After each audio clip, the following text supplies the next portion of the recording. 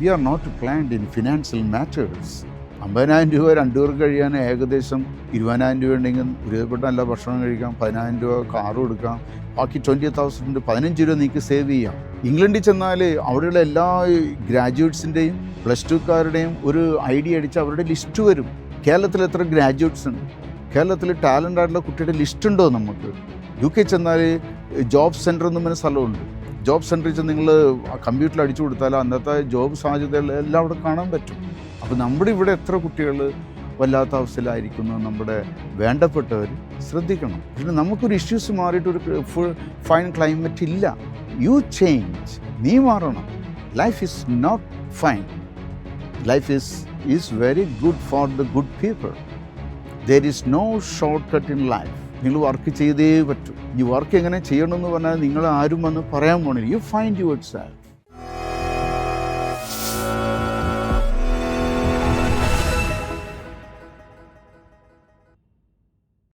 ഞാനൊരു ഇംഗ്ലീഷ് ടീച്ചറാണ്. ഹൈസ്കൂളിൽ വർക്ക് ചെയ്തു. പല സെമിനാറിലും കോൺവെൻറ്റുകളിൽ ക്ലാസ് എടുക്കുന്നു. ആ അനുഭവത്തിലാണ് എൻ്റെ ലൈഫിൽ around 28 years I learned a lot of things my students. ഞാൻ വർഷങ്ങൾക്ക് മുമ്പ് UK പോയ ഒരാളാണ്, ലണ്ടനിൽ. എൻ്റെ അനുഭവങ്ങൾ പറഞ്ഞാൽ ലണ്ടൻ, സ്പെയിൻ, മോസ്കോ, ജർമ്മനയൊക്കെ പാസ് ചെയ്തിട്ടുണ്ട്. പക്ഷേ എന്തുകൊണ്ട് ഞാൻ മടങ്ങിപ്പോകുന്നതെന്ന് പറഞ്ഞാൽ നമുക്ക് എൻ്റെ ആയിട്ടുള്ള പ്രാക്ടിക്കൽ പ്രോബ്ലംസ് ഉണ്ടായിരുന്നു. ഇഷ്യൂസ്, ലീവ് പാസ്സാകുന്നത്, ഗവൺമെൻറ് സാങ്ഷൻ ഇല്ലായ്മ, അങ്ങനെ കുറേ പ്രശ്നമുള്ളത്. ഞാൻ I came back to India and joined as a teacher again. പക്ഷേ ഇപ്പോൾ കുട്ടികൾ ചോദിക്കാറുണ്ട് ഞങ്ങൾ പുറത്തു പോകുന്നതിൻ്റെ അഭിപ്രായം എന്താണ്. ഞാൻ അവരോട് പറയാറുള്ളത്, this is our country. If you want to make money you can go abroad, but you are not, I don't think that's a good place for you. എൻ്റെ അടുത്ത് IELTS പഠിക്കാൻ വേണ്ടി വന്ന കുട്ടികൾ പോകുമ്പോഴും പറയാറുണ്ട്, നീ വീട്ടിൽ നിന്ന് പോയി ലണ്ടനിലോ അതുപോലെ ഫ്രാങ്ക്ഫർട്ട് ജർമ്മനിയിലൊക്കെ ഫ്ലൈറ്റ് ഇറങ്ങുമ്പോൾ ഒരു കാര്യം അറിയണം, നീ നിൻ്റെ സ്വന്തം വീടാണ് വിട്ടിരിക്കുന്നത്. Then you are not free at all. ഇവിടെ നമുക്ക് ഒരു സ്കിൽഡ് പേഴ്സൺ ആണെങ്കിൽ, ഇവിടെ നിങ്ങൾക്ക് ജോലിയുണ്ടോ, അത്യാവശ്യം വിദ്യാഭ്യാസമുണ്ടോ, ഓപ്പർച്യൂണിറ്റീസ് ആർ ഹിയർ, അവസരങ്ങൾ ഇവിടെയാണ്. പക്ഷേ ഇവിടുത്തെ ഒരു പ്രശ്നം, what I understood from my society, ഇവിടെ ഓർഗനൈസ്ഡ് അല്ല. നമ്മുടെ കുട്ടികൾക്ക് വേണ്ടി നമ്മൾ ഫോർ ഫാദേഴ്സ് നോട്ട് ഓർഗനൈസ്ഡ്. അത് ഭയങ്കര ദുഃഖകരമായ ഒരു കാര്യമാണ്.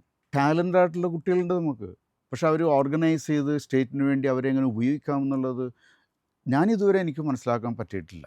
ഞാൻ മനസ്സിലാക്കിയെടുത്തോളം അത് ചെയ്യേണ്ടവർ ചെയ്യാത്തത് കൊണ്ടായിരിക്കണമെന്നാണ് എൻ്റെ ഒരു സംശയം. പക്ഷേ എങ്ങനെയൊക്കെ ആണെങ്കിലും എൻ്റെ മുന്നിൽ കുട്ടികൾ വന്നിരിക്കുമ്പോൾ അവർ എന്തൊരു കഴിവുള്ള കുട്ടികളാണ്, പാവത്തങ്ങളാണ് കൊച്ചുങ്ങൾ. എല്ലാവരും വെരി പുവർ ബോയ്സും ഗേൾസാണ്. അവരൊന്ന് കറക്റ്റ് പ്രോപ്പർ വേയിലല്ല വന്നിരിക്കുന്നത്. അതൊരു ഇമ്പോർട്ടൻ്റ് ഘടകമാണ് എനിക്ക് പറയാനുള്ളത്. ഒരു കുട്ടി എന്നോട് ചോദിച്ച് കരിയർ സെലക്ഷൻ എന്താണെന്ന് ചോദിച്ച്. ഞാൻ പറഞ്ഞ കരിയർ സെലക്ഷനെ കുറിച്ച് പറയുകയാണെങ്കിൽ we can talk a lot, many hours. പക്ഷേ കരിയർ സെലക്ഷന് 3 കാര്യങ്ങളുണ്ട്. നീ ഒരു കരിയർ സെലക്ട് ചെയ്യുമ്പോൾ, നീ ഒരു ജോബ് സെലക്ട് ചെയ്യുമ്പോൾ, ഇതിൻ്റെ your career is your bread for the future, for you and your family too. നിനക്കും നിൻ്റെ കുടുംബത്തിനുമുള്ള ഭക്ഷണമാണ് നിൻ്റെ കരിയർ സെലക്ഷൻ. 3 കാര്യങ്ങളാണ് നമ്മൾ ശ്രദ്ധിക്കേണ്ടത്. ഒന്ന്, നിൻ്റെ ഇഷ്ടം ഈ കരിയർ സെലക്ഷനിൽ ഉണ്ടോ എന്ന് അറിയണം. അതായത് നിനക്കിത് ഇഷ്ടപ്പെട്ട ഫീൽഡാണോ. 2, ലോകത്തിൻ്റെ എവിടെ ചെന്നാലും എനിക്കിത് ഈ ജോലി അവൈലബിൾ ആണോ, ഈ ജോലി എനിക്ക് ചെയ്യാൻ പറ്റുമോ. 3, എന്നെ ആരും വിളിച്ചു കൊണ്ടുപോയില്ലെങ്കിലും can I do it alone, എനിക്ക് ഒറ്റയ്ക്കിരുന്ന് ഇത് ചെയ്യാൻ പറ്റുമോ. എന്നോടൊരു കുട്ടി ചോദിച്ചു, സാറിനത് കറക്റ്റാണോ. ഞാൻ പറഞ്ഞു തീർച്ചയായിട്ടും. എനിക്ക് അത്രമാത്രം റിച്ചായിട്ടുള്ള ക്യാഷ് എനിക്ക് കിട്ടുന്നില്ലെങ്കിൽ but I am very satisfied. ഞാൻ കുട്ടികളോട് പറയുന്നത് എനിക്ക് ജോബ് അന്വേഷിക്കാം, ആരും വന്നില്ലെങ്കിൽ I can do an advertisement. തേർഡായിട്ട് എനിക്ക് ചെയ്യാവുന്നത്, എനിക്ക് എവിടെ ചെന്നാലും എനിക്ക് ജോലി ചെയ്യാം. That's true because I know English. ഞാൻ ഇംഗ്ലീഷ് പഠിച്ച കാരണം ഞാൻ സ്പെയിനിൽ പോയിട്ടുണ്ട്, ഇംഗ്ലണ്ടിൽ പോയിട്ടുണ്ട്. I could do the work very easily. പക്ഷേ ഞാൻ മനസ്സിലാക്കിയെടുത്തോളം എല്ലാവരും കുട്ടികളെല്ലാം എബ്രോഡ് പോകുമ്പോൾ ഞാൻ ഓർക്കും എന്തൊരു ബുദ്ധിമുട്ടിയാണിരിക്കും ആ കൊച്ചുങ്ങൾക്ക് പോകുന്നതെന്ന്. എത്രയോ മനുഷ്യർ അവരുടെ ടാലൻറ്റ് പ്രകടിപ്പിക്കാണ്ട് ഭൂമിയിൽ നിന്ന് പോയിട്ടുണ്ടെന്ന് വിചാരിച്ചാൽ ദുഃഖം വരും നമുക്ക്. അത് ബുദ്ധിമുട്ട് തന്നെയാണ്. എത്രയോ ചെറുപ്പക്കാർ വല്ലാത്ത അവസ്ഥയിലാണ് കുട്ടികൾ.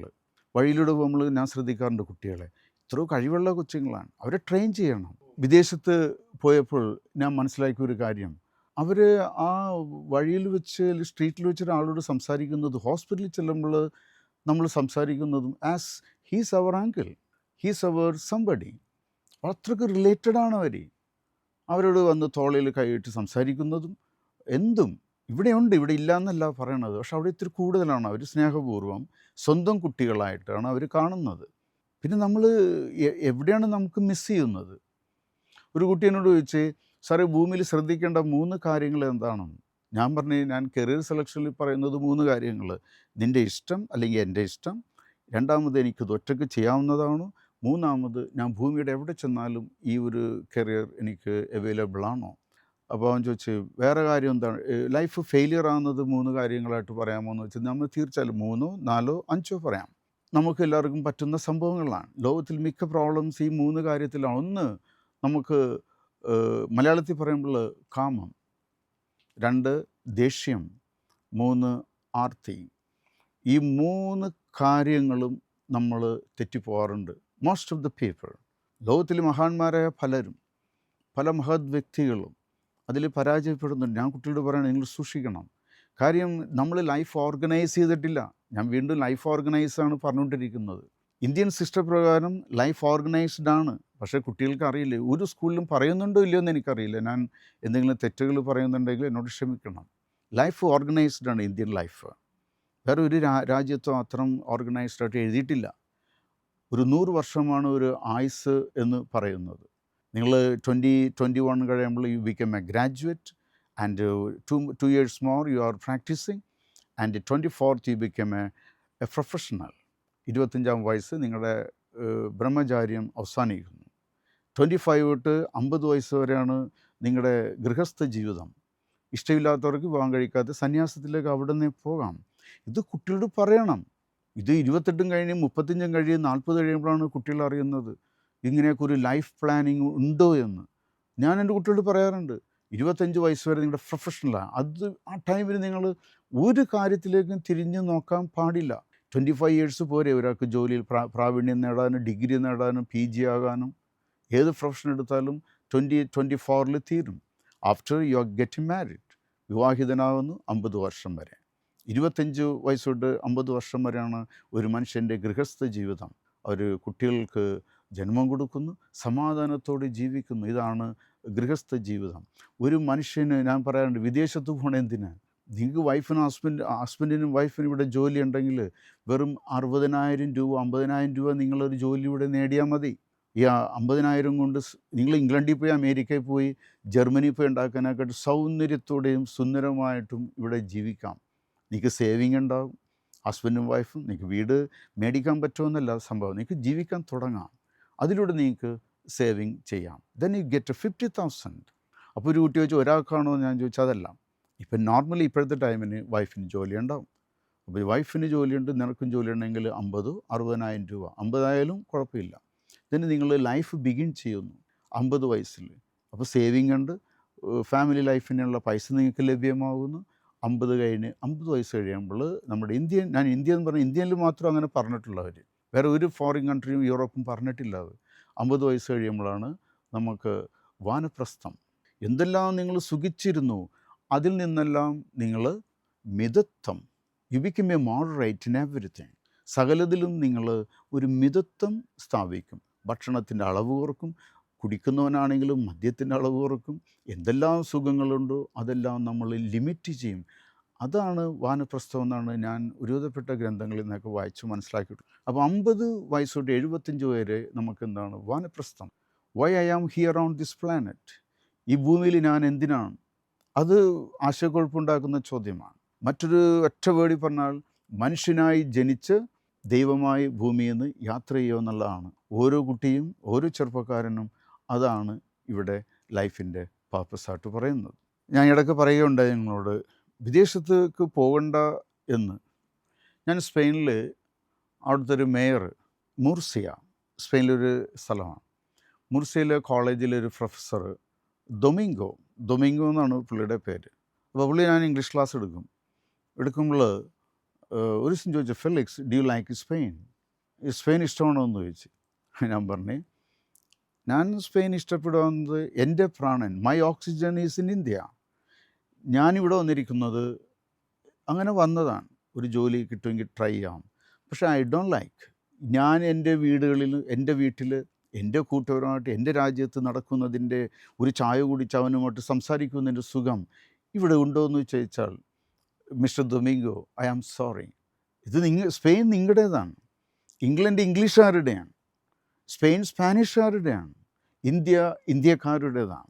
ഞാൻ പറയാറുണ്ട് കൂട്ടുകാർ, ഏറ്റവും നല്ല ക്ലൈമറ്റ് എന്ന് പറഞ്ഞാൽ ഇന്ത്യയാണ്. ഇതിനു മാത്രം സൂപ്പർ ക്ലൈമറ്റുള്ള രാജ്യം I cannot find it. UK ചെല്ലുക, നിങ്ങൾ എക്സ്ട്രീം കോൾഡാണ്. നമ്മൾ ഗോഡ്സ് ഓൺ കൺട്രി എന്ന് പറഞ്ഞാൽ വളരെ ആപ്റ്റാണ്. പക്ഷെ നമ്മളത് ഓർഗനൈസ് ചെയ്യുന്നില്ല, നമ്മൾ പ്ലാൻ ചെയ്യുന്നില്ല. നമ്മുടെ കുട്ടികൾക്കൊരു പ്ലാനിങ് ഇല്ല, കുട്ടികൾ പ്ലാൻ ചെയ്യുന്നില്ല, നമ്മുടെ കൺട്രി ഓർഗനൈസ് ചെയ്യുന്നില്ല. Possibilities are here. നമ്മുടെ ഒരു ടൂറിസം ഡെവലപ്പ് ചെയ്യാനുള്ള മഹാസാധ്യതകളാണ് ഉള്ളത്. ഓർഗനൈസ്ഡ് ചെയ്യുന്നില്ല നമ്മൾ. നമ്മുടെ ഇന്ത്യയിൽ ജനിക്കുന്ന ഒരു കുട്ടിയെ സംബന്ധിച്ചോളം, യുവാവിനെ സംബന്ധിച്ചിടത്തോളം, ആരെ സംബന്ധിച്ചോളം, അവൻ ഇവിടെ നിന്ന് ഇവിടെയാണ് ജീവിച്ച് ഈ സമൂഹത്തിന് വേണ്ടി ചെയ്യണം.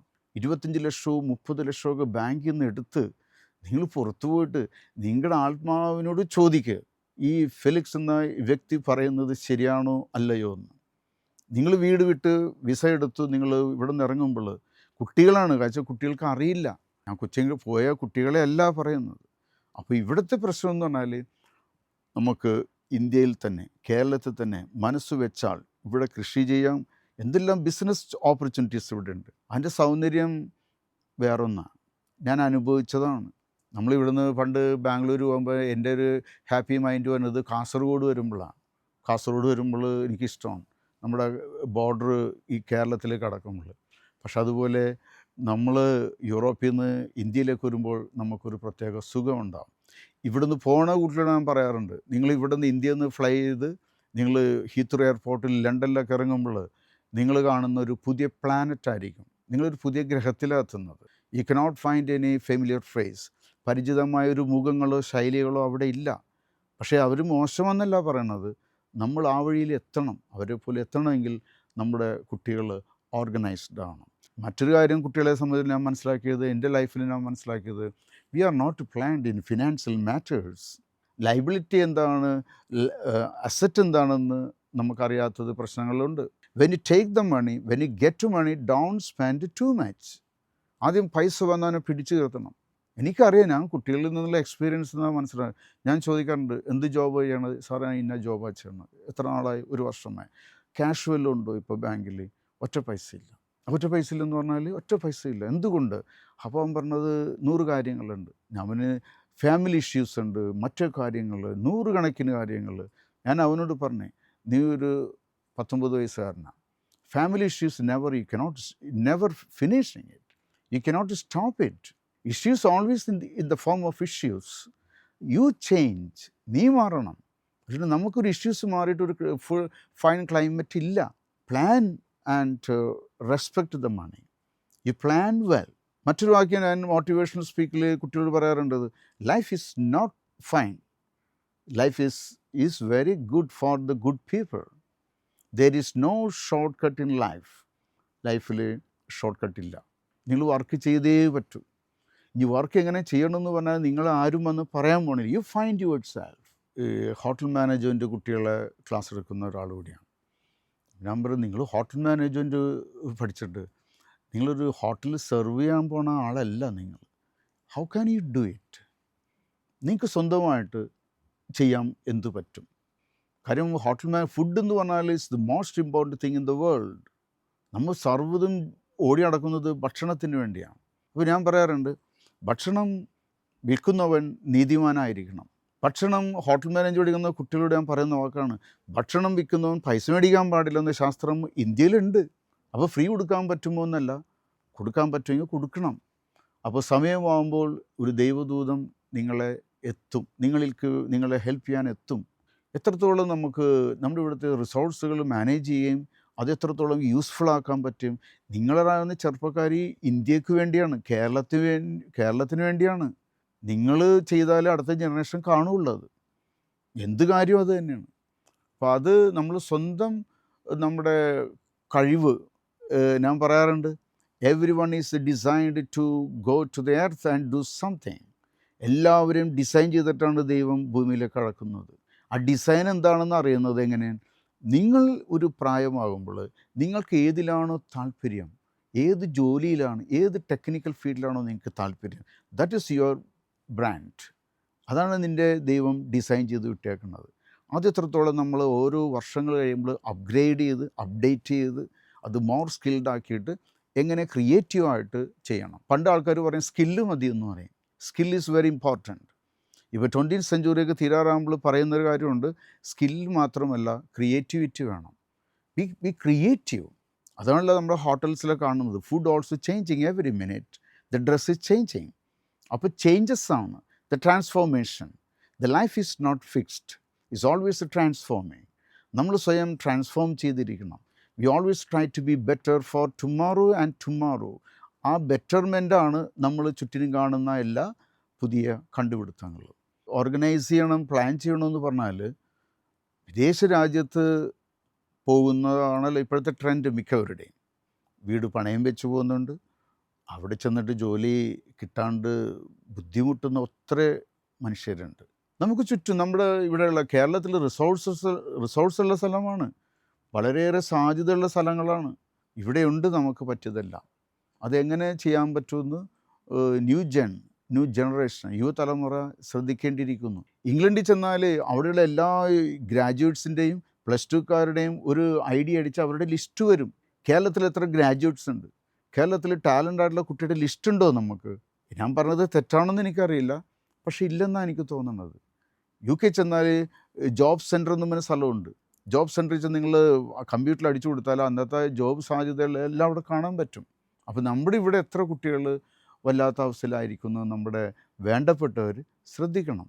അത് കഴിവുള്ള ശ്രദ്ധിക്കാൻ പറ്റിയ കുറേ മനുഷ്യർ നമുക്കുണ്ട്, അതാണ് ഏറ്റവും വലിയ പ്രത്യേകത. പക്ഷെ അവരുടെ ശ്രദ്ധയിലേക്ക് ഇതെല്ലാം എത്തണം എന്നുകൂടി ഞാനൊന്ന് ഓർമ്മിപ്പിക്കുകയാണ്. അപ്പോൾ നമ്മൾ ജോലി അന്വേഷിച്ച് അമേരിക്കയിലോ ജർമ്മനിയിലോ സ്പെയിനിലോ ഇംഗ്ലണ്ടിലോ പോകുന്നതല്ല. ഇവിടെ എനിക്ക് സന്തോഷമായിട്ട് എങ്ങനെ കഴിയാം? അതാണ് ഞാൻ 50,000 രൂപയുടെ കണക്ക് പറഞ്ഞത്. 50,000 രൂപ 2 പേർക്ക് കഴിയാൻ ഏകദേശം ഒരു 20,000 രൂപ ഉണ്ടെങ്കിൽ ഒരുവിധപ്പെട്ട നല്ല ഭക്ഷണം കഴിക്കാം, 10,000 രൂപ കാറും എടുക്കാം, ബാക്കി 20,000 15 രൂപ നിങ്ങൾക്ക് സേവ് ചെയ്യാം. കണക്ക് വെച്ച് നോക്കിക്കോളൂ. നിങ്ങൾ 1 ലക്ഷം കിട്ടിയിട്ട് സേവ് ചെയ്യാൻ നിൽക്കണ്ട. ഇതൊക്കെ നമ്മൾ സ്കൂളുകളിലും കോളേജിലൊക്കെ പിള്ളേർ അങ്ങനത്തെ കുറേ കാര്യങ്ങൾ പഠിക്കണം. മെയിൻ സബ്ജക്റ്റ് അല്ല പറയണത്. സൈഡിൽ അവരുടെ കുട്ടികൾക്ക് ഒരു മാനേജ് ചെയ്യാനുള്ള money management, life management, time management, ഇതൊക്കെ ആർക്കറിയാം? കുട്ടികൾക്ക് കൊച്ചുങ്ങളല്ലേ, കൊച്ചുങ്ങൾ ഓരോ ചെറുപ്പക്കാർ പിള്ളേർ അഴിച്ചുവിട്ട് അവരങ്ങനെ പല വഴിക്ക് നടക്കും. അപ്പോൾ ഓർഗനൈസ് ചെയ്യുക എന്നുള്ളത് ഞാൻ ഈ സമയം ഒന്ന് ഓർമ്മിപ്പിക്കുകയാണ്. Thank you very much.